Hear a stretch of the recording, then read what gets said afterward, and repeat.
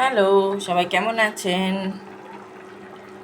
আজকে একটা নতুন জিনিস ট্রাই করলাম। এমনিতে দেখতে পাচ্ছেন ফুলকপি আর আলু, আর এখানে দুইভাবে ডিমটাকে আমি রেডি করে রাখছি, আর একটু ধনেপাতা কুচি করে রাখছি, সেটা দিয়ে দেব।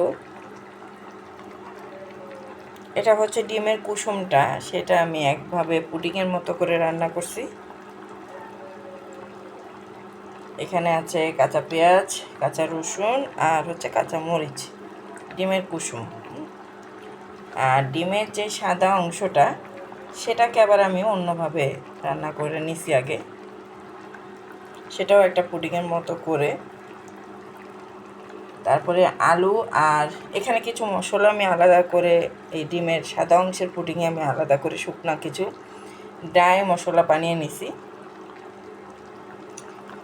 তো আলাদা করে রান্না করে নিছি, করে পুডিংটা ঠান্ডা হওয়ার পরে শুকাইয়া আমি শুকায় নাকি ঠান্ডা করে আমি জাস্ট পিস পিস করে কেটে নিছি। আমি আসলে নিজে নিজে মাথার থেকে বুদ্ধি করে আজকে রান্নাটা করতেছি, সেজন্য অল্প একটু করলাম। আর ফুলকপি আলু কেটে একটু হালকা হলুদ আর লবণ দিয়ে ভেজে নিছি। ভেজে তারপরে আমি পেঁয়াজ রসুন কষিয়ে সেখানে আদা বাটা দিয়ে, জিরা বাটা, আদা বাটা দিয়ে আমি এই যে প্রথমে একটু হালকা কুসুম কুসুম ঝোলের মতো রেখে, হালকা হালকা ঝোলের মতো রেখে এটা রান্না করে নিলাম। এখন হচ্ছে কি, এই হচ্ছে ফাইনাল লুক। তো তো এর উপরে এখন আমি কিছু সাদা এবং ডিমের কুসুমের বাটিতে যেটুকু লেগেছিল আর কি, সেটাকে কুড়িয়ে নিছি। আর তার উপরে আমি এখন একটু ধনেপাতা কুচি দিয়ে দেব, আর দিয়ে দেব একটু, আমি একটু ঝাল ঝাল খেতে পছন্দ করি, একটু ছোট্ট করে কাঁচামরিচ কুচি দিয়ে দিলাম।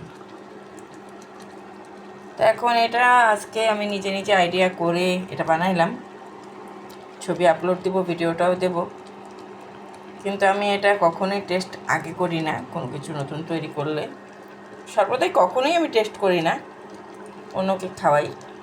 আজকে বরমশাইয়ের জন্য এটা তৈরি করলাম, সে খেয়ে রিভিউ দিলে বুঝতে পারবো যে এটা কেমন হলো। যদি বলে ভালো হয়েছে, তাহলে আমি এটা রেসিপি দিব। আর যদি আপনারা কেউ এটা রেসিপি চান, তাহলে অবশ্যই বলবেন, আমি রেসিপি করে দিব। টাটা।